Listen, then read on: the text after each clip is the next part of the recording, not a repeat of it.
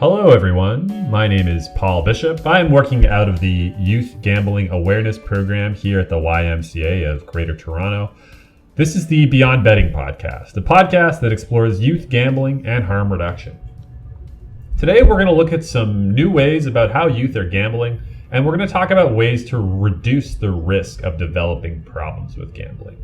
I'm here with Kevin Badgerow, also from the YMCA's Youth Gambling Awareness Program. Hey there, Kevin. If you'd like to go ahead and introduce yourself and tell everyone what topic you're going to be covering today, go ahead. Hey, Paul. Thanks for inviting me onto the new podcast. My name's Kevin Badgerow, and I'm from the Hamilton, Burlington, Brantford Youth Gambling Awareness Program.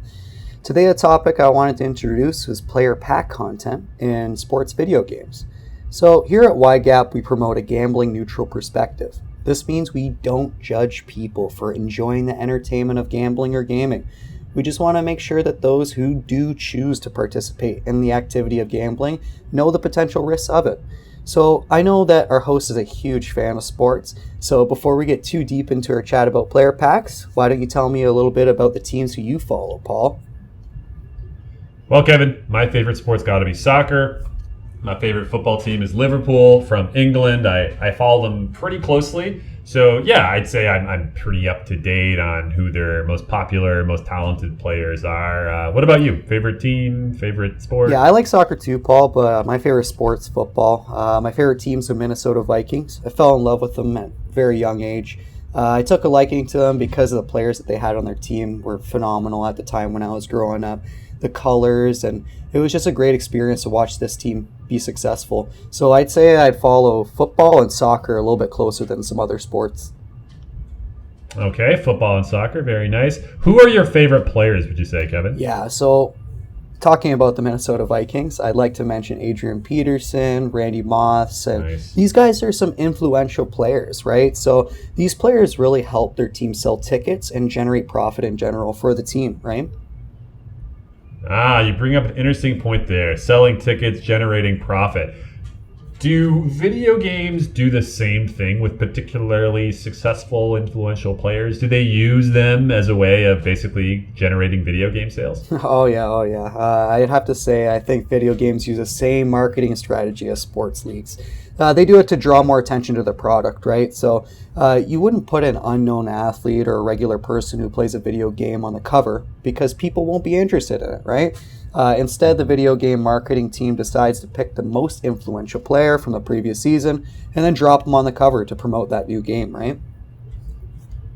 Okay, so you say a new game, but really how new is the next newest version of a sports video game? Like how new is NHL 2021? There has to be more than just like a new influential athlete on the cover to get people to buy it, right? No, that's a great point that you bring up, Paul. This is where we see little development between yearly titles of sports video games, right? So here and there, yeah, we can say that there is something new about the game, like a new style of passing in FIFA or a more controlled dribbling experience in NBA 2K, something like that, those video games. But for the most part, the reason sports video games sell so well is because developers focus on the most current roster experience you can get. So by focusing on the new roster update each year, either through trades, free agency, other aspects of off-season drama, the video game can bring in new and reoccurring customers to their platform for more play. Okay, so let me get this straight. For the most part, sports video games like NHL or FIFA, they've really only tweaked the rosters and make little small changes to the gameplay. Do I have that right? Yeah, it's hard to put in a lot over the course of a year, but since 2009, EA Sports and other major gaming franchises have developed new ways to keep the next year's version of the game fresh by employing like a new strategy to their video game model or something like that.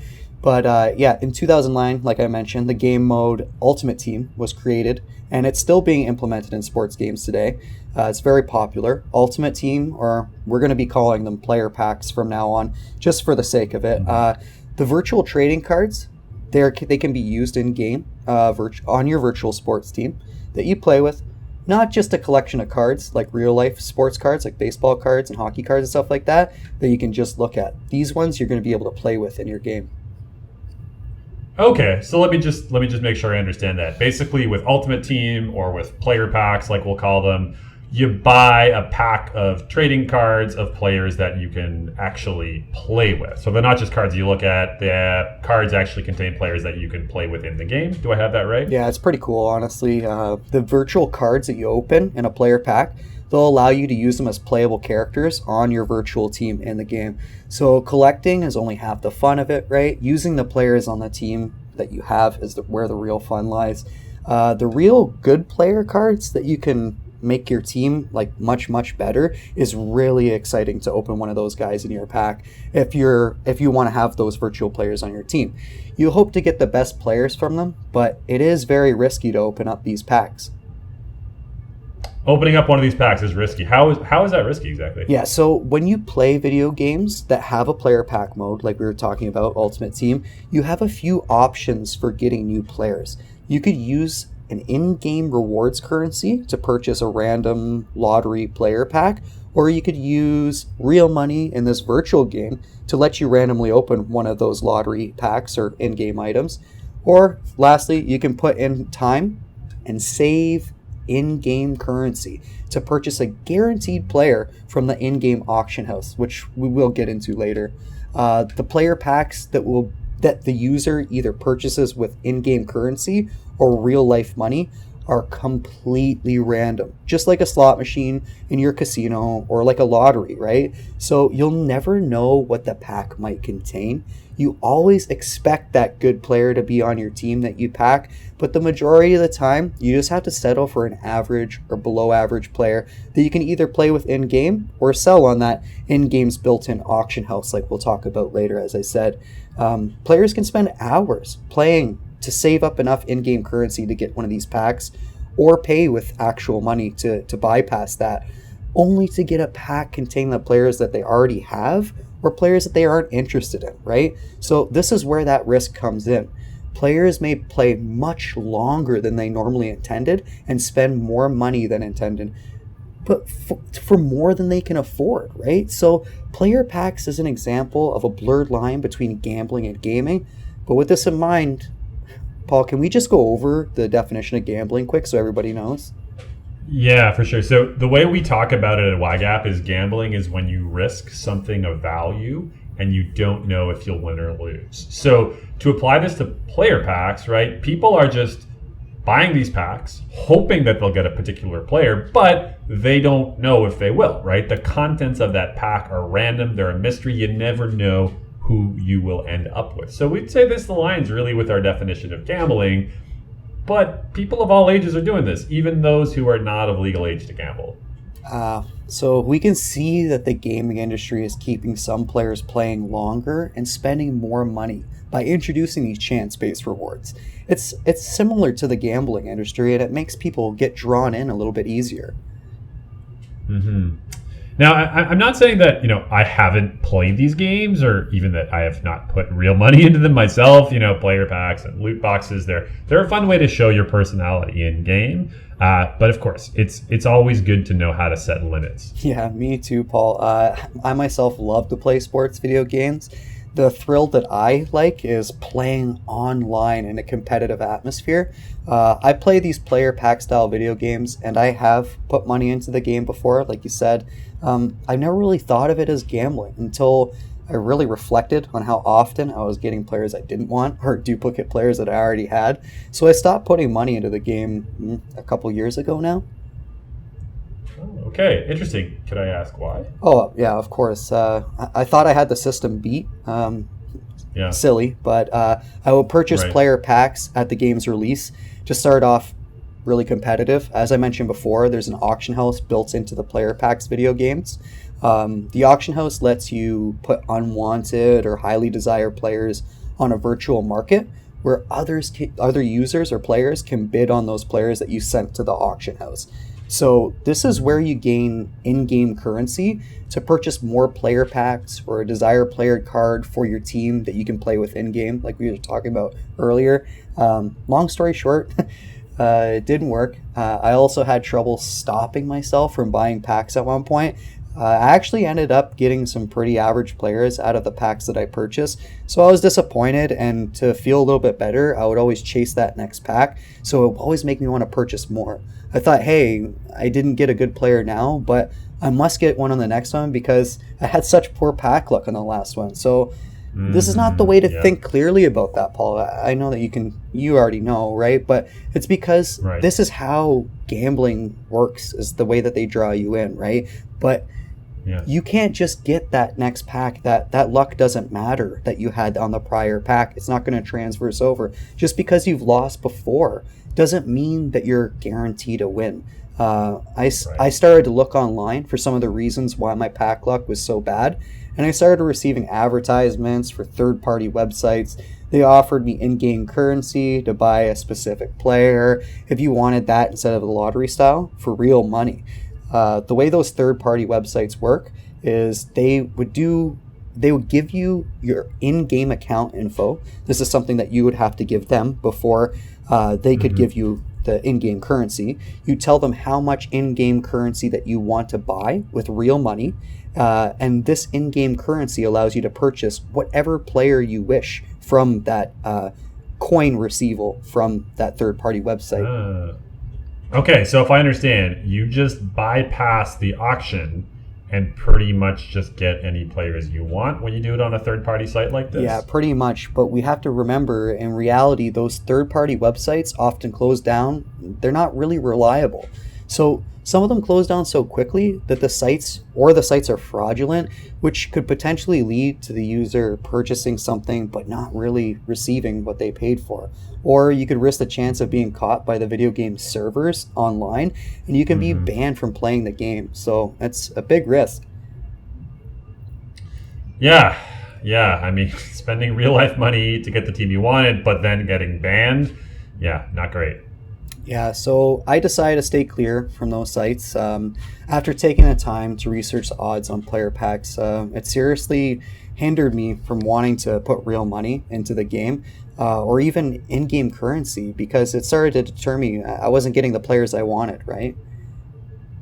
Okay, and what exactly did you learn that made you do this? Yeah, let me give you some information. For example, purchasing the best pack for the sake of odds in FIFA 21 costs 125,000 coins of in-game currency or auction system currency that you've gotten back from selling players.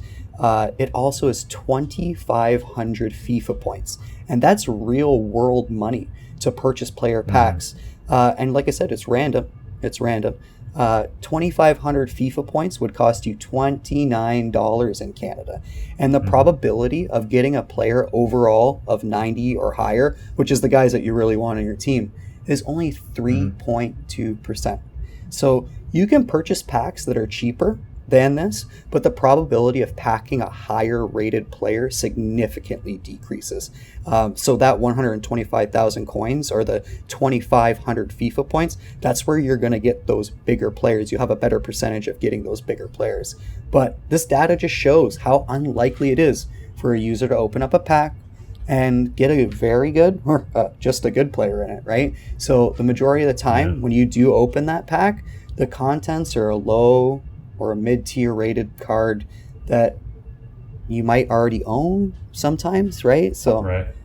Yeah, there's no guarantee. So that's tough, right? So you're spending, $29 to get a pack where you've got like a 3% chance of actually getting a good player. Yeah, that's some pretty stark information. Did you stop playing these sports video games altogether then, or? Actually, no, it's hard to put them away. I really enjoy them. Yeah. It's a big source of my entertainment. So I thought of a way to make my gameplay much more satisfying. And the way that I did that is by playing the player pack section of games still, right? But not putting any real life money into them. So I play the game based on their in-game currency reward system. I save up or I build teams specifically for a player card that I want to play with in-game, so I know what I'm getting.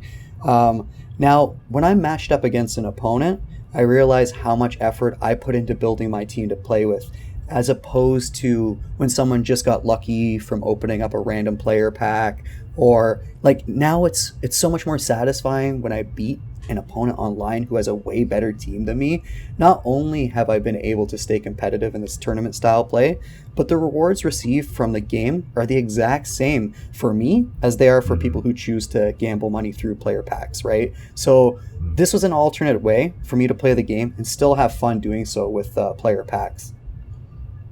Okay, so you found a fun way to do it, but people still purchase these player packs. So why do you think they're so popular? Why do you think they remain so popular? Yeah, so the way that sports video game companies market the packs in a way where players are paying to potentially win. So this is the major difference between player packs in sports video games and loot boxes that contain skins or like that, like games like Fortnite, right?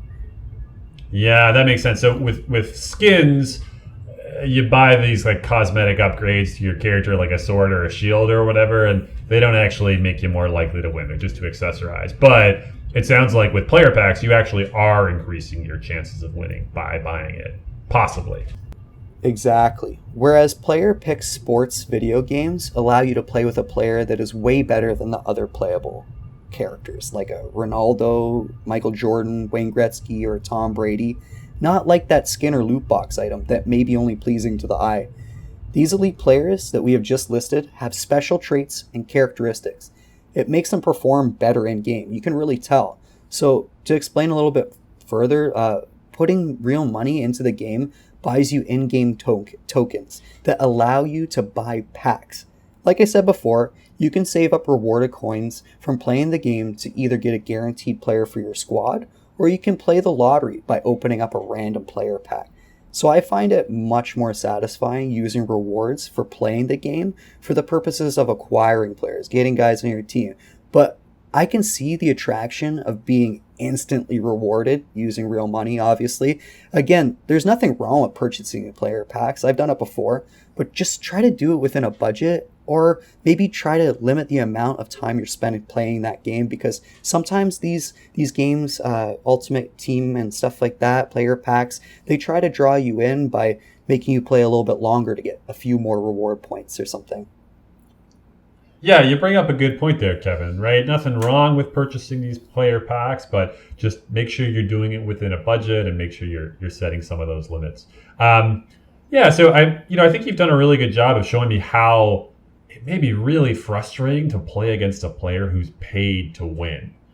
I'm assuming you can see if a player bought their team based on how many elite characters they have and how early they got these elite players compared to the release date of the game. No, exactly, Paul. Say someone has Ronaldo, Messi, or Neymar in FIFA the day after the game comes out. It shows there's no way someone could save up enough in-game currency to buy all those players with in-game rewards. It's impossible to play enough games to get that much in-game currency the day after, like in that time span. So it does make it so much more satisfying when you get a win against a team like that, right? You know they've been putting a little bit of money in the game. There's another thing for people to be aware of. Every year they put on a new sports franchise video game, and every year you have to start fresh by recollecting the new season of cards. Yeah, players to play with.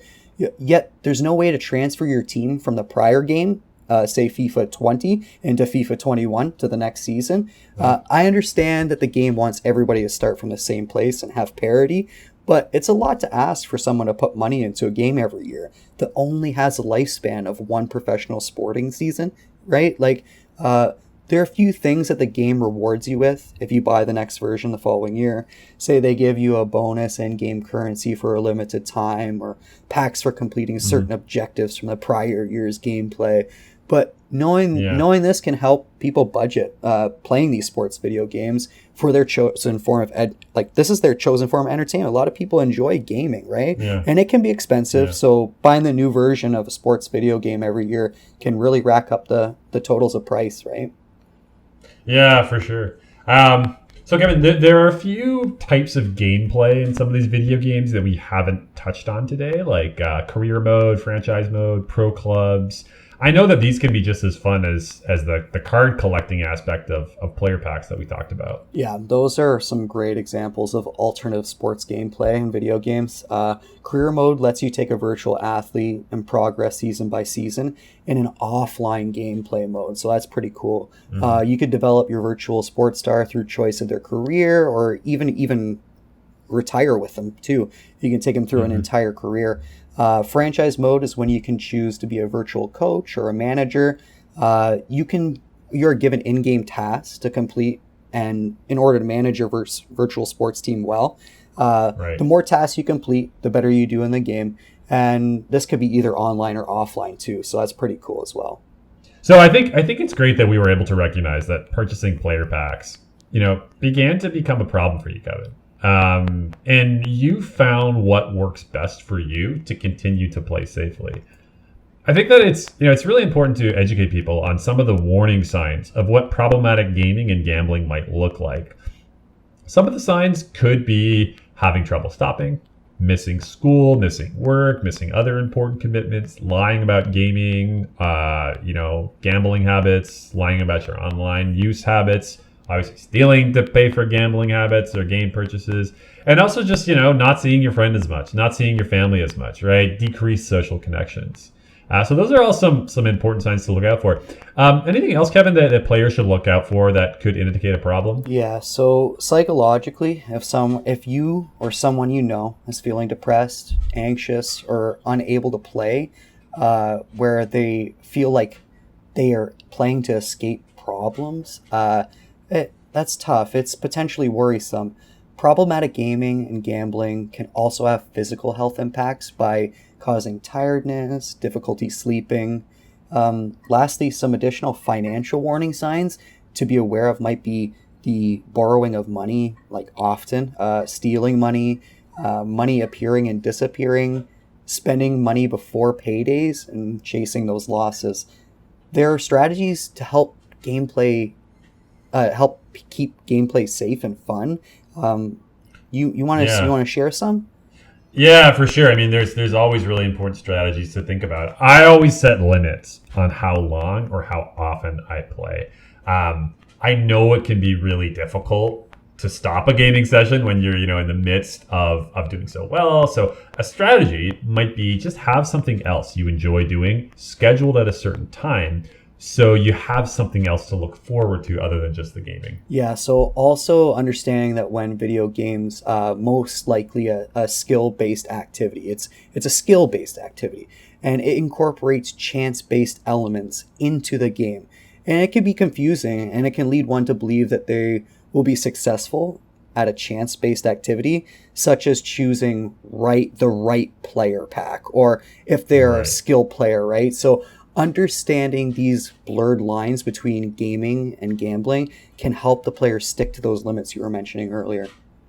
Yeah, great point. Lastly, I would just say that you should really only spend what you can afford on games, on downloadable content, and on extras. I know this can be really difficult, but I would suggest just setting a spending limit on your gaming device of choice through the settings function. Just remove the payment method from the gaming service attached to purchases when you're finished with the purchases. A similar method to that would just be to set a password as a requirement for all online purchases. And that might deter you from spending often or spending so much. You can also use a prepaid credit card, which can restrict players to the dollar amount on the card. So you could put $50 on it, and that could just restrict your purchases to $50. So those are some good kind of limiting strategies. Do you have any suggestions on where someone can go for help about this topic? Yeah, help is a big deal, Paul. Thanks for bringing that up. Connex Ontario is a great place to speak to somebody or get counseling via online or by phone. So you can reach them at 1-866-531-2600. Once again, the number to call is 1-866-531-2600. 2600 or at connexontario.ca, CONNEXONTARIO for the listeners. Connex Ontario is a completely free and confidential service. Thanks, Kevin. And another great resource that I would like to bring up is Kids Help Phone. It's more geared towards some of our younger listeners, but I think they offer services for pretty much everyone. You can reach Kids Help Phone at 1-800-668-6868. Once again, 1-800-668-6868. You can talk to somebody 24/7, 365, and just like Connex Ontario, it's free and confidential. I'll give one more source. I wanted to mention Good to Talk as another resource. It's a post-secondary student helpline, but anybody can use it, so don't be afraid. You can connect with them at 1-866-925-5454, 1-866-925-5454. And just to let everybody know, these resources are extremely important and very helpful for those who are suffering from problem gaming or gambling or any other concerns that you may be facing. If you take one thing from this podcast, please, it should be this helpful resources. Yeah. Well, Kevin, that was a lot of information to take in, but I really feel like I know more about this than I did before the podcast. Before we go, I just want to bring up one more point, please. We're not against gambling or gaming. The host and I are both gamers and sports fans. We just want to let everybody know that gaming and gambling is for the purposes of entertainment and not a primary source of income or the reason why the world spins. Oh, Kevin, you're telling me that gaming is not the reason that the world spins? Oh, only if that were the case. But no, my friend, no. Alas. Well, Kevin, you did a great job of explaining player packs, and I'm really happy that you came onto the podcast. I'm sure that we will see each other again. I would love to have you on again to share some information about gaming and gambling. Yeah, I'd love to as well. Sharing my experience with others so they can have a better understanding of this topic is what I love to do. I also have topics prepared on daily fantasy sports and online casinos if you're up for that. Well, I absolutely am. Those topics sound really interesting, and I'd love to learn more about them.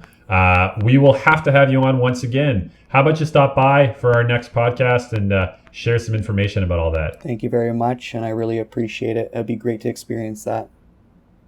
Okay. All right. Well, that sounds great. Thank you so much for joining us again, Kevin. We'll hear from you next time on the Beyond Betting podcast. Well, that concludes the episode. I just want to thank everyone for listening in or watching, if that's the avenue you chose. Goodbye for now, and we will see you next time. Take care.